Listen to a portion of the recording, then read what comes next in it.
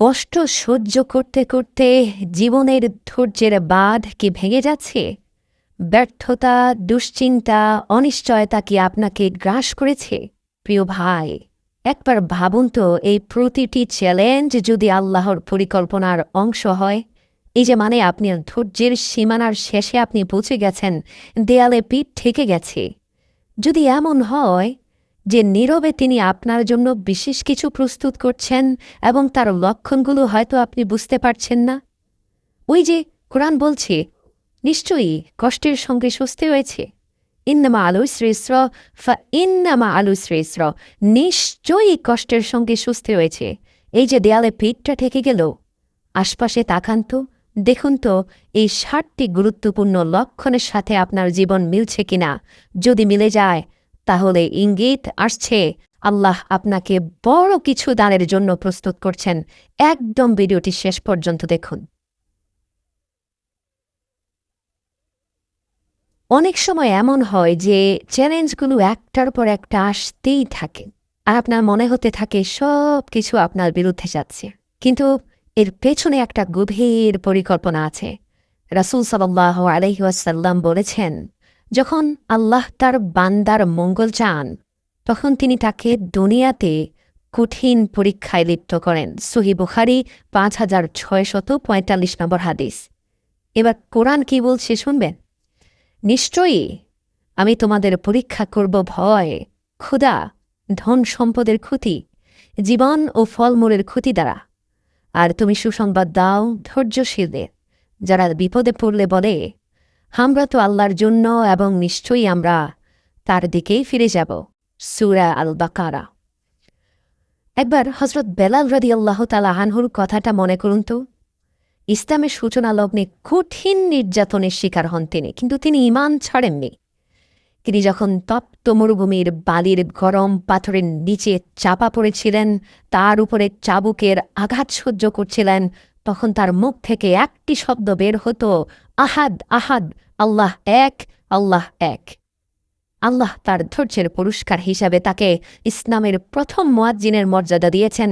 কিয়ামতের ময়দানে তার মাথা সবার মাথার উপরে থাকবে এবং তিনি হবেন পৃথিবীর সর্বশ্রেষ্ঠ মুয়াজ্জিন।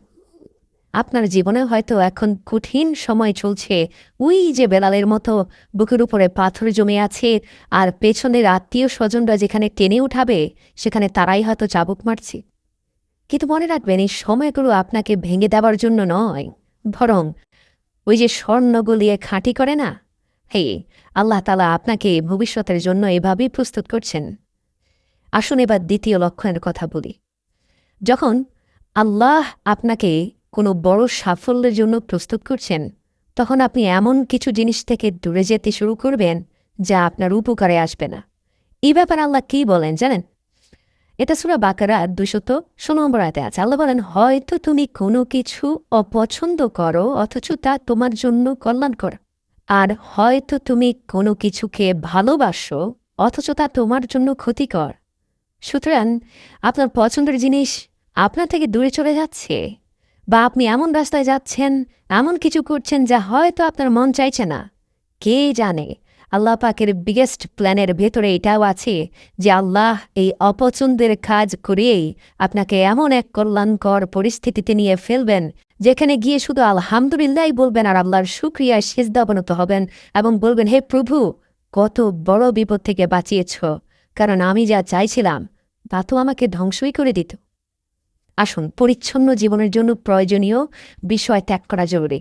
৩টা বিষয় আমরা আজকে বলবো। ১, হয়তো আপনি এমন কিছু সম্পর্ক বা অভ্যেস থেকে দূরে সরে যাচ্ছেন যা আপনাকে আল্লাহর পথ থেকে সরিয়ে দিচ্ছে। হতে পারে আল্লাহ আপনাকে এমন লক্ষ্য থেকে সরিয়ে দিচ্ছেন যা আপনার জন্য উপযুক্ত নয়। ৩য় নম্বর হল, কষ্টকর হলেও এগুলো ছেড়ে দেওয়াই আপনাকে নতুন সফলতার পথে নিয়ে যাবে। এই ৩টা পয়েন্ট মাথায় ঢুকিয়ে রাখুন, তাহলে আর খারাপ লাগবে না পছন্দের জিনিস চলে যাওয়া নিয়ে। আসুন ৩য় লক্ষণের বিষয়ে কথা বলি, ধৈর্যের শক্তি বৃদ্ধি। জীবনের কঠিন মুহূর্তগুলো যদি আপনার ধৈর্যকে আরও শক্তিশালী করে তোলে, তবে বুঝবেন আল্লাহ আপনাকে একটা বড় পরিকল্পনার জন্য প্রস্তুত করছেন। রাসূল সাল্লাল্লাহু আলাইহি ওয়াসাল্লাম বলেন, যখন কোনো মুসলমান কষ্ট, ক্লান্তি বা রোগে আক্রান্ত হয়, তখন আল্লাহ তার কিছু গুনাহ মাফ করেন। সহিহ বুখারী 5641 নম্বর হাদিস। একবার হজরত আইয়ুব আলাইহিস সালামের ধৈর্যের কথাটা মনে করুন না। দীর্ঘ 18 বছর কঠিন রোগে আক্রান্ত ছিলেন। তিনি এত ধনী ছিলেন যে বিশাল সম্পদ ছিল, কিন্তু আল্লাহ তাকে পরীক্ষা করার জন্য সব কিছু কেড়ে নেন। সন্তান, সন্ততি, সম্পদ, রাজত্ব সব কেড়ে নেন। অবশেষে আল্লাহ তাকে সুস্থ করে দেন এবং আগের চেয়ে 10 গুণ বেশি বাড়িয়ে দেন। এ ব্যাপারে সূরা সোয়াদে 44 নম্বর আয়াতে আল্লাহ বলেন, আমি তাকে ধৈর্যশীল পেয়েছি। সে ছিল উত্তম বান্দা। সে বারবার আমার দিকে ফিরে আসত। তাই প্রিয় ভাই, অধৈর্য হয়ে অন্যদিকে হাত না পেতে ওই একটি জায়গায় চাইতে থাকুন, যেখানে ধৈর্য ধরে হয়তো গত কয়েকটি বছর ধরেই চেয়ে আসছেন। ধৈর্য হারাবেন না ভাই, পাওয়ার জায়গা একটাই। হয়তো আপনার প্রভু আপনাকে বড় কিছু দেওয়ার জন্য প্রস্তুত করছেন, সময় নিচ্ছেন।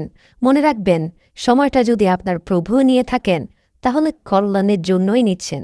চতুর্থ লক্ষণ বলি, বারবার ব্যর্থতার সম্মুখীন হওয়া। আমরা অনেক সময় একের পর এক ব্যর্থতার সম্মুখীন হই। হতে পারে সেটা চাকরিতে, সম্পর্কতে বা ব্যক্তিগত লক্ষ্য পূরণে। কিন্তু ভাই, মনে রাখবেন, এটাই আল্লাহর পক্ষ থেকে আপনার জন্য একটা পরীক্ষা হতে পারে। হজরত ইউসুফ আলাইসাল্লামের জীবনের শিক্ষাগুলোর দিকে যদি তাকান, হজরত ইউসুফ আলাইসাল্লাম তার ভাইদের দ্বারা প্রতারিত হয়ে কূপে নিক্ষিপ্ত হন। কিন্তু আল্লাহ সেই প্রতারণাকে একটি বড় সফলতার পথে রূপান্তরিত করেন। তিনি মিশরের শাসকের মর্যাদায় আসীন হন। এখান থেকে শিক্ষা নেওয়া যায়, আপনার ব্যর্থতা হয়তো আপনাকে অনেক বড় সফলতার দিকে নিয়ে যাচ্ছে। পঞ্চম লক্ষণ বলি, কিছু মানুষের সাথে দূরত্ব সৃষ্টি হয়ে যাবে। কিন্তু ভাই, আল্লাহ যখন আপনাকে বড় কোনো লক্ষ্যের দিকে নিয়ে যেতে চান, তখন আপনি দেখবেন যে কিছু মানুষের সাথে আপনার দূরত্ব বেড়ে যাচ্ছে। হয়তো মনের গভীরে তাদের প্রতি ভালোবাসা আছে, আপনি হঠাৎ করে ভাবছেন এমনটা কেন হচ্ছে। ভাই, আল্লাহ রাসূল বলেছেন, মানুষ তার বন্ধুদের দিন অনুসারে চলবে। তাই তোমার দেখা উচিত কাকে বন্ধু বানাচ্ছ। হয়তো আল্লাহ এমন কাউকে সরিয়ে দিচ্ছে যেখানে আপনার নাফস তার প্রতি ভালোবাসা পোষণ করছে, কিন্তু আপনার বিবেক তাকে আর চাইছে না। আপনার বিবেক আপনাকে ঠিকই চিরন্তন কল্যাণের দিকে নিয়ে যেতে চাইছে বলেই ওই বন্ধুর সাথে একটা পরিকল্পিত দূরত্ব তৈরি করছে। এবার ষষ্ঠ লক্ষণের দিকে খেয়াল রাখুন, সহায়ক মানুষদের পেয়ে যাবেন। আল্লাহ যখন আপনার জন্য বড় কিছু নির্ধারণ করেন, তিনি আপনাকে সঠিক ও ন্যাক্কার মানুষের সাথে সংযুক্ত করবেন। মানে আপনি আপনার চারপাশে অনেক ন্যাক্কারদের আনাগোনা পাবেন। আপনার ফ্রেন্ড সার্কেল, আপনার আশপাশের সারাউন্ডিং চেঞ্জ হতে থাকবে। এই লক্ষণগুলোর দিকে নজর রাখবেন। সপ্তম লক্ষণ হলো অতীত ছেড়ে এগিয়ে চলার তাগিদ অনুভব করা।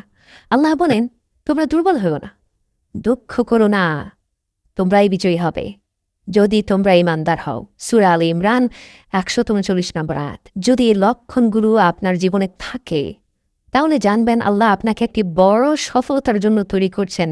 অতীত ছেড়ে এগিয়ে চলুন ভাই। অতীতের কষ্ট, ব্যথা, দুঃখের ইতিহাস বারবার টেনে আনবেন না। একটা সময় হিসেব নিকেশ মিলে যাবে। আপনি নিজে বুঝতে পারবেন কেন ওই এক্সপিরিয়েন্স আপনার জীবনে হয়েছিল আর কেন সেটার প্রয়োজন ছিল। এই ভিডিওতে উল্লেখিত প্রত্যেকটি লক্ষণ যদি আপনার জীবনের সাথে মিলে যায়, তাহলে তো ভাই আপনার ব্যাপারে আমার কিছুটা ঈর্ষা করা উচিত। কারণ আল্লাহ আপনাকে এতটাই কবুল করে নিয়েছেন। যদি কারোর সাথে অন্তত একটি লক্ষণও মিলে যায়, তার ভাবা উচিত আল্লাহ তাকে সঠিক পথের মধ্যে রাখতে চান, বিপদগামী করতে চান না। আপনার জন্য একটা বড় সফলতা অপেক্ষা করছে প্রিয় ভাই, যদি অন্তত এই লক্ষণগুলো একটিও আপনার জীবনে মিলে গিয়ে থাকে। ভিডিওটি ভালো লাগলে অবশ্যই আপনার প্রিয়জনদের সাথে শেয়ার করার কথা ভুলবেন না।